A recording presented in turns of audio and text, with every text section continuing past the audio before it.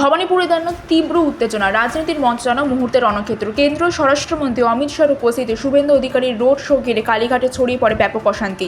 তৃণমূল এবং বিজেপি দুই শিবিরের কর্মী সমর্থকদের সংঘর্ষে উত্তাল হয়েছে গোটা এলাকা। পরিস্থিতি এতটাই জটিল হয়ে ওঠে যে এবার কড়া পদক্ষেপ নিল নির্বাচন কমিশন। কলকাতা পুলিশের এক ডিসি সহ মোট 4 জন আধিকারিককে সাসপেন্ড করার নির্দেশ দেওয়া হয়েছে। শুধু তাই নয়, সংশ্লিষ্ট সকলের বিরুদ্ধে শুরু হয়েছে বিভাগীয় তদন্ত। বঙ্গভোটের আগে আইন শৃঙ্খলা ঘিরে কোনো ঝুঁকি নিতে নারাজ কমিশন। প্রশ্ন উঠছে, এই ঘটনা কি ভোটের আগে আরও রাজনৈতিক সংঘর্ষের ইঙ্গিত? পরিস্থিতির উপর কড়া নজর প্রশাসনের, আর রাজ্যের রাজনীতিতে ক্রমেই আরও উত্তপ্ত।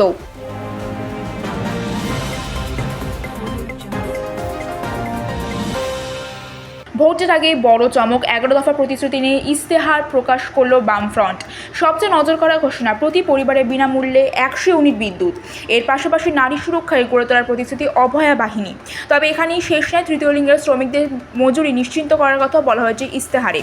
আর মহিলাদের ভাতা তা বন্ধ করা হবে না বলে স্পষ্ট আশ্বাস। রাজ্যে যেখানে সামাজিক ভাতা বড় রাজনৈতিক ইস্যু, সেখানে বিরোধীরাও এবার সেই সুবিধা চালিয়ে যাওয়ার পক্ষে। যুবকদের জন্য বড় ঘোষণা, সমাজসেবা এবং উৎপাদনমুখী কাজও যুক্ত করা হবে ভাতা।